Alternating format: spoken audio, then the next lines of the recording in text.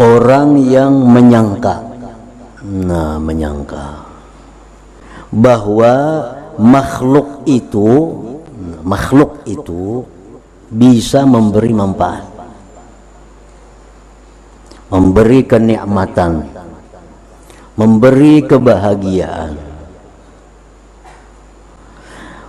Menyangka bahwa makhluk ini bisa memberi manfaat, makhluk ini dia menyangka bisa memberikan kenikmatan, dia menyangka makhluk ini bisa memberi kesenangan.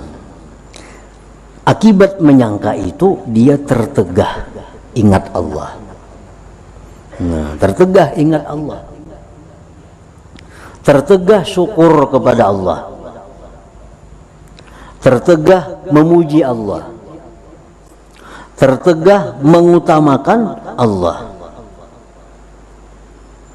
Yang dia ingat makhluk itu, yang dia syukuri makhluk itu, yang dia puji makhluk itu, yang dia utamakan makhluk itu, yang dia harapkan makhluk itu. Akibat dari menyangka makhluk ini bisa memberi manfaat. Nah, itu contohnya. Orang yang menyangka bahwa makhluk ini bisa memberi manfaat, otomatis dia akan selalu ingat dengan makhluk itu, selalu berharap kepada makhluk itu, selalu memuji makhluk itu. Dia lupa kepada Allah, terdinding ngarannya daripada Allah karena sangkaannya itu. Padahal jika dia berpikir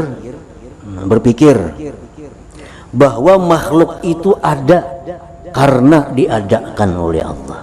Jangan berpikir makhluk itu ada karena diadakan Allah. Makhluk itu tidak berdaya upaya. Jangan berpikir bahwa makhluk itu kada ada daya upaya, kada akan bisa makhluk memberi manfaat kalau kada diupayakan oleh Allah. Kada akan bisa. Jikalau berpikir bahwa makhluk itu hanya sebab,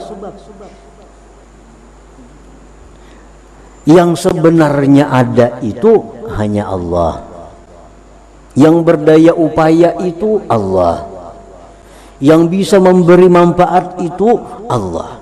Nah, jika berpikir seperti itu, niscaya dia selalu ingat kepada Allah, selalu syukur kepada Allah, selalu memuji kepada Allah, mengutamakan Allah, berharap kepada Allah Subhanahu wa ta'ala.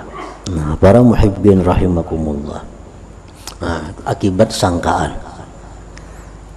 Nah, kita menyangka padahal kada bujur lalu sangkaan ini, kada 100% kada bujur sangkaan kita makhluk ini bisa memberi manfaat.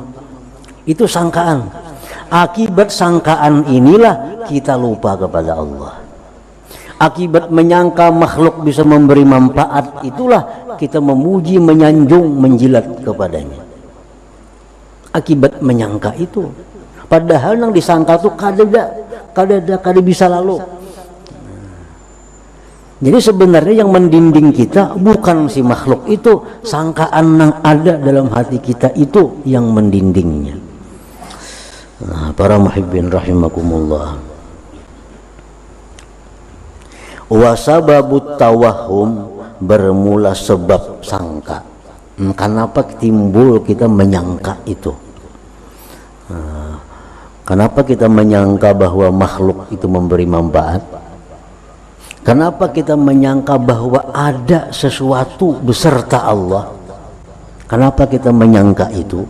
Wasababut tawahum, dan bermula sebabnya itu menyangka tadi, adamul fikrah, ketiadaan tafakkur.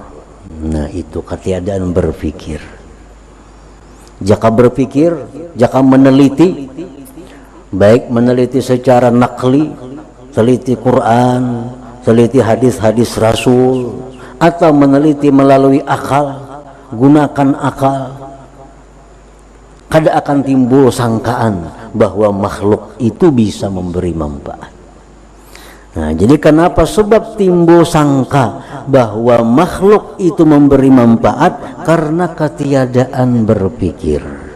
ketiadaan tafakkur, ketiadaan mendalami Al-Quran, ketiadaan mendalami hadis-hadis Rasul, ketiadaan menggunakan akal untuk melihat alam semesta ini dengan sebenarnya. Itu penyebabnya, sehingga timbul sangka besangka tadi. Nah, wasababu adamil fikrah, bermula sebab tiadanya tafakur. Kenapa garang sebabnya belum maka tafakur tuh kadada. Timbulnya sangka karena kada tafakur. Kenapa kada tafakur? Nah, wasababu adamil fikrah, bermula sebab ketiadaan tafakkur itu syughlul qalbi bil ajilah wa hubbuha, karena penuhnya hati, sibuknya hati dengan dunia dan mencintainya. Nah, kembali kepada dunia pungkalanya. Karena hati kita ini sudah penuh dengan pemikiran-pemikiran dunia.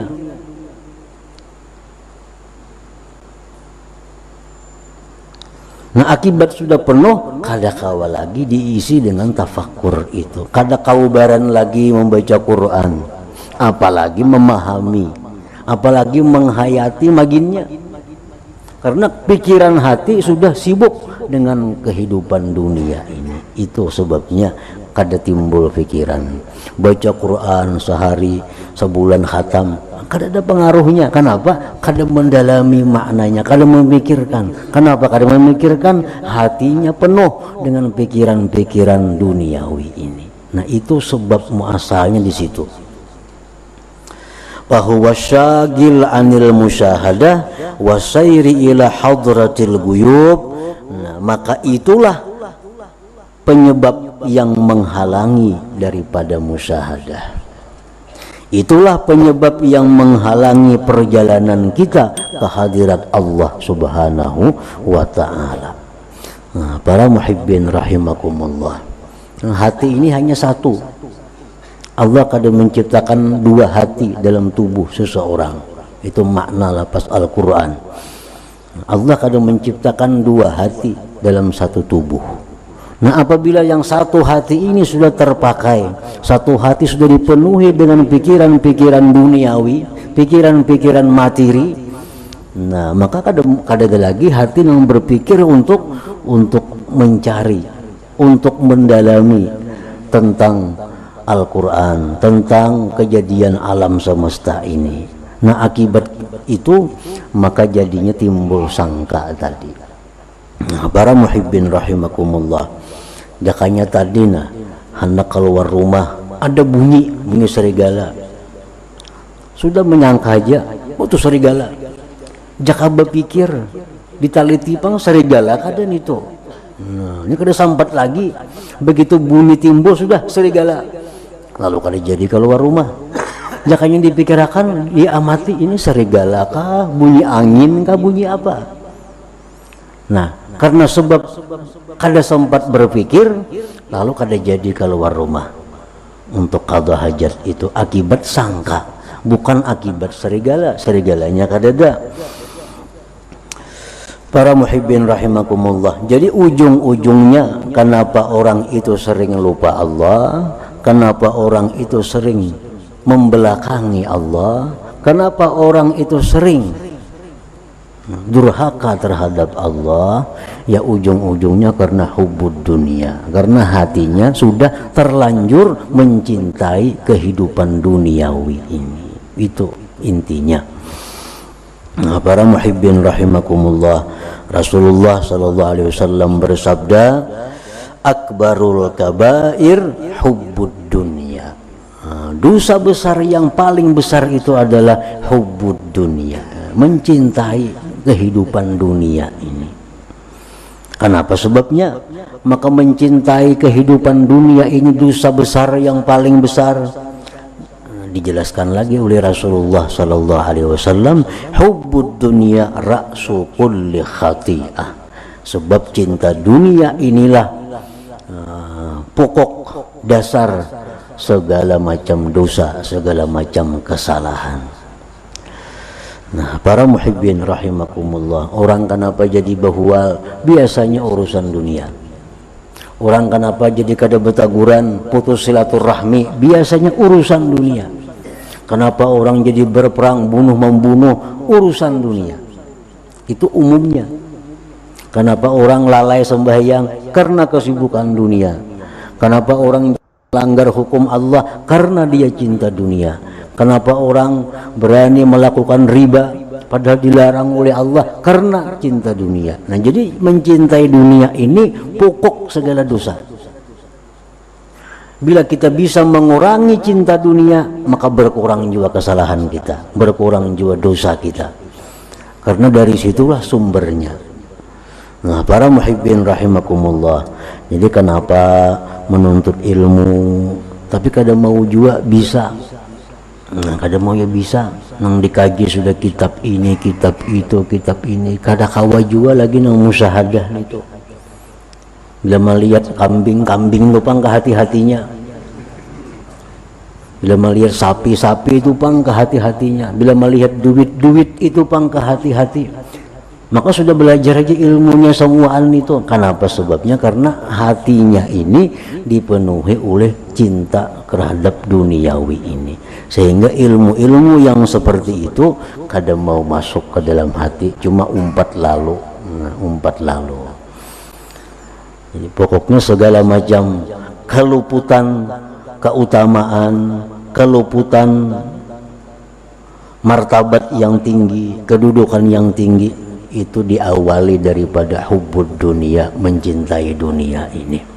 Nah, para muhibbin rahimakumullah, mudah-mudahan Allah subhanahu wa ta'ala memberikan kita taufik hidayah sehingga kita bisa mencintai dunia ini, hanya dunia yang mengantarkan kita kepada kebahagiaan akhirat, dan ditutup Allah hati kita untuk mencintai dunia yang membawa kita kepada murka dan siksanya di akhirat. Amin ya rabbal alamin.